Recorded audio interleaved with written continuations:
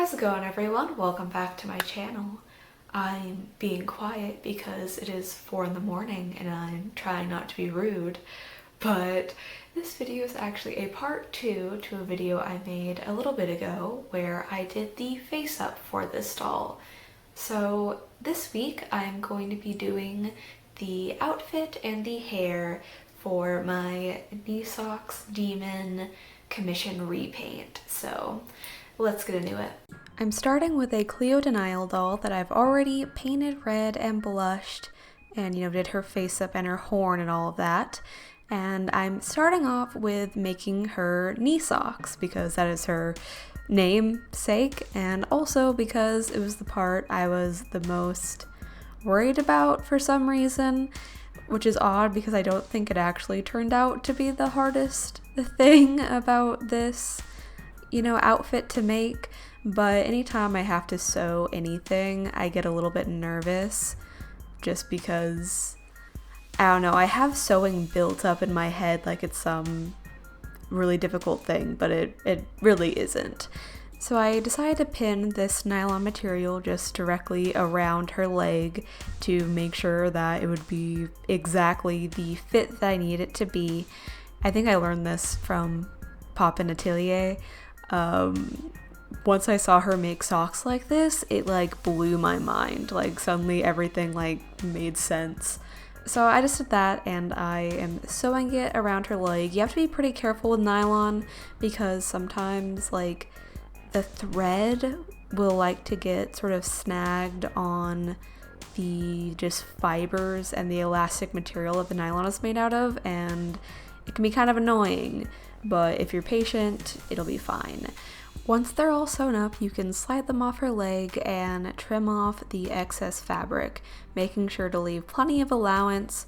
That way it doesn't, the threads don't bust through the fabric and come undone. Once it's all cut out, you can flip it right side out.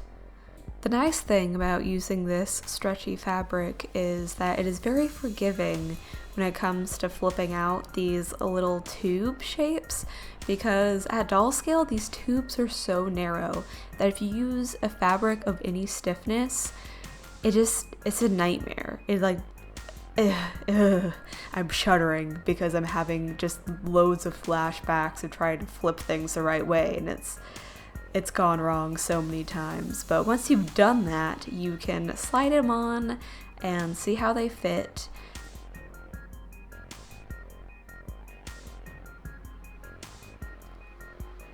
Once you have that all adjusted, you can make the other pair, and now she has a pair of socks. I use a Sharpie to cover up the white thread in the back, that way they didn't stand out.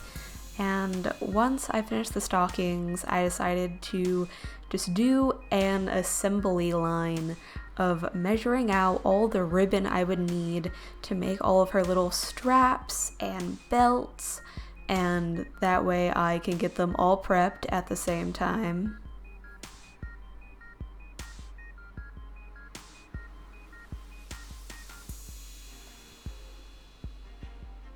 I had to heat seal all of these to make sure I didn't have any problems, because with these little pieces, oh my gosh, can you guys hear my computer screaming?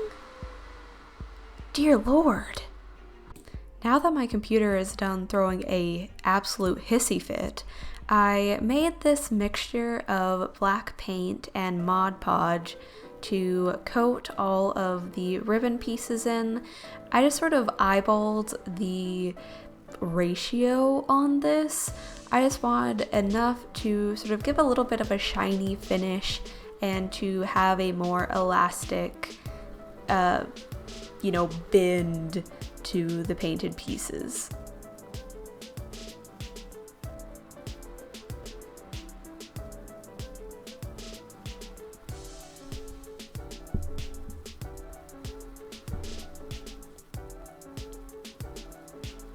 Once those are all nice and dry, you can go in and apply them everywhere that they belong.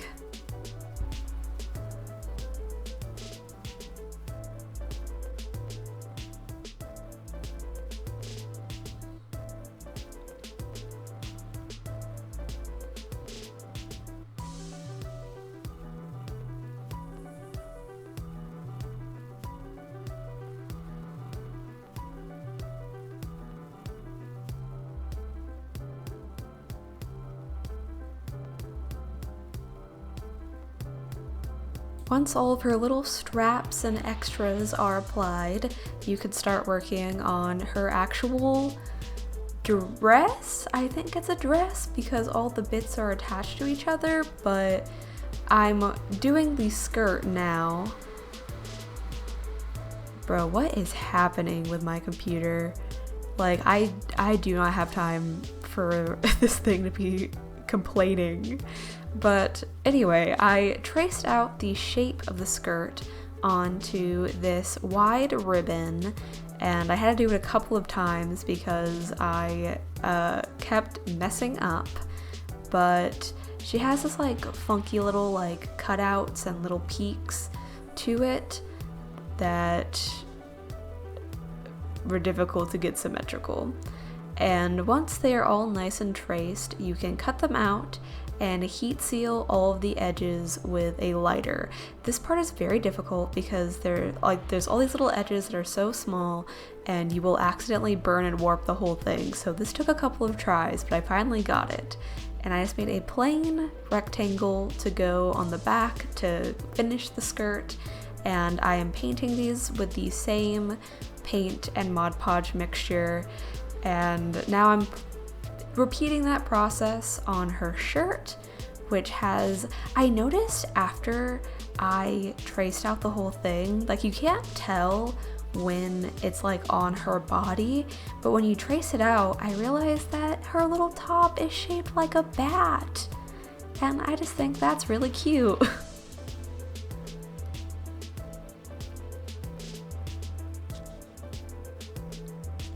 Now you follow the same process that you did with the skirt, and somehow, despite being a much more complicated shape, I had a less hard time, getting this one heat sealed and all ready to go.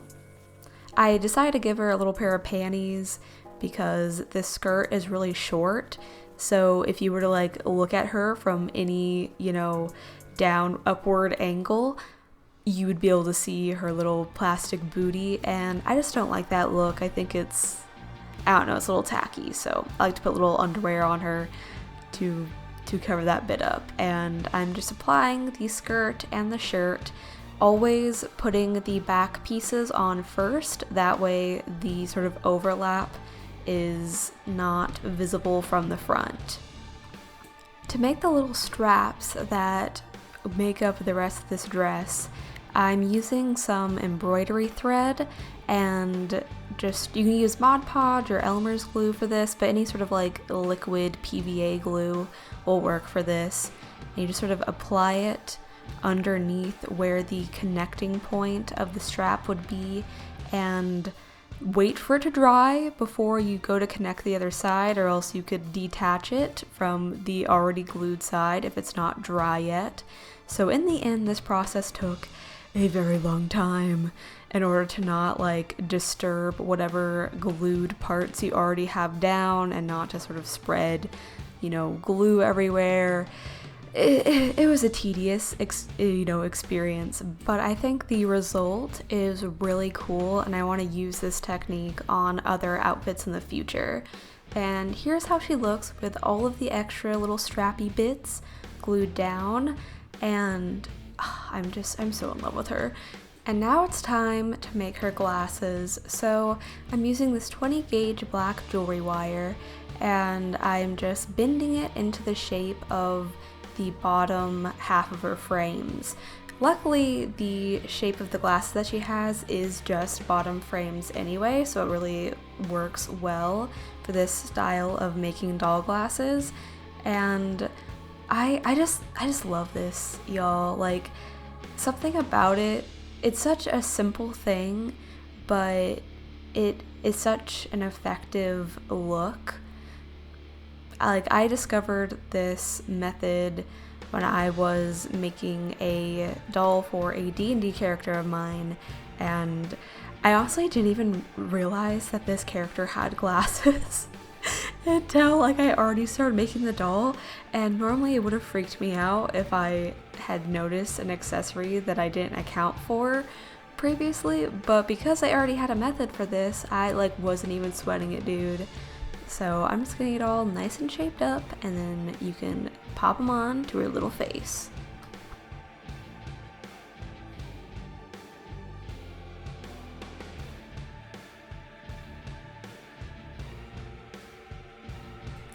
Here are the glasses all done. I make these little hooks like shapes around her ears and just sort of pinch them to tighten them once I am satisfied with how they look. And now I can move on to her hair. I'm marking out sort of where her bangs part, and it sort of gets covered with glue, but you could still sort of see it, at least from my perspective, so don't worry about that. And I'm just gluing this brushed out like baby blue yarn and gluing them sort of in the direction that her bangs fall.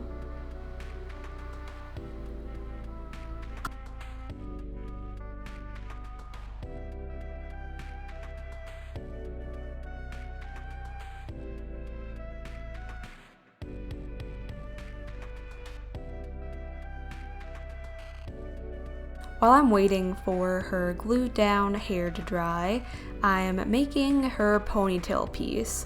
So I'm basically doing this the same way that Hexion does this, except, I don't know, it's been a while since I don't remember well enough how exactly he does it, so I'd recommend checking out one of his videos. But the way that I'm doing this is I'm just putting down a little dab of hot glue, laying some hair on top of it, and using this wax paper to sort of pinch and roll to get it to adhere to this strand of yarn. I decided to use hot glue because it obviously dries like basically immediately, and I'm already a little late getting this video out, and if I was waiting for even more glue to dry, I would be even later, so. Here's the ponytail piece finished, and once the rest of her hair is dry, I could apply it. As you can see, I added more hair to the perimeter of her head to sort of be able to make the ponytail look. I'm just gluing that ponytail piece to the center back of her head and holding it in place until it is all cooled down and building up some glue to make sure it has a good hold. I'm brushing all the hair around the perimeter of her head towards the ponytail and just I'm making a ponytail. It's a pretty simple hairstyle, at least that bit of it is.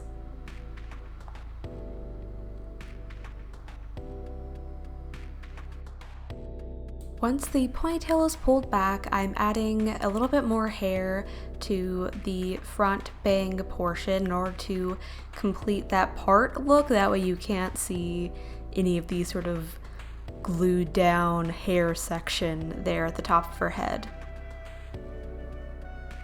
In order to make that part, I am gluing the hair in the opposite direction of where I want it to be facing once it is done. And once that is completely dry, you can fold it over and start styling her bangs.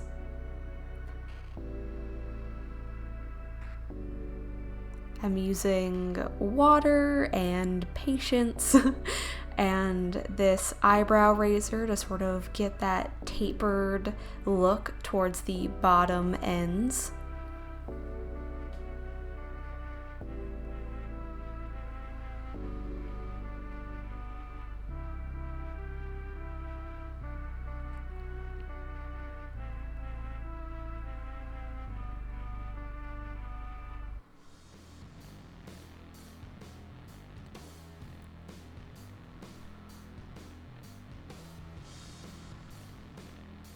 I'm using hairspray and making sure to cover her face with my hand, that way it does not get all gross and sticky. And I'm trimming off some of the loose, the hairs that's just like a little bit too straggly at the ends.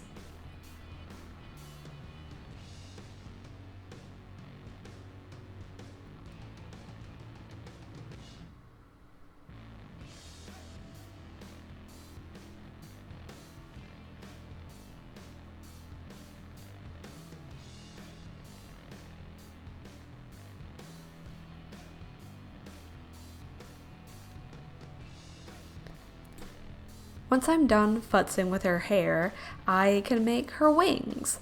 This is another detail of her outfit that I did not notice until I actually started making the doll, and I think they're really cute. I'm tracing out half of the wing on this construction paper, and I'm cutting that out to make a template.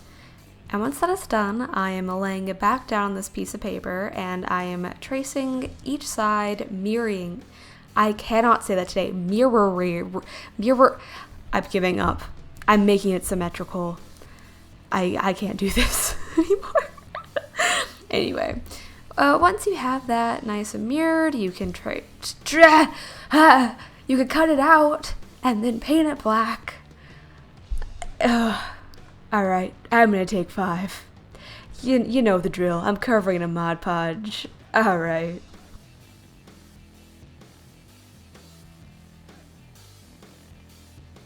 Here's a roof. Oh, I took a break and I'm still messing up words. I am adding a strip of ribbon. Otherwise, the Mod Podged glossy surface won't actually stick to the hot glue, and the thing that you attach it to will pop right off. I'm making these wings detachable. To do that, okay. We're gonna get through this. To do that, I am taking this bobby pin and I am cutting it. It took a lot of struggle, and you have a little bit that looks like this, and I'm gluing some ribbon to that as well to create a more porous textured surface for the hot glue to stick to.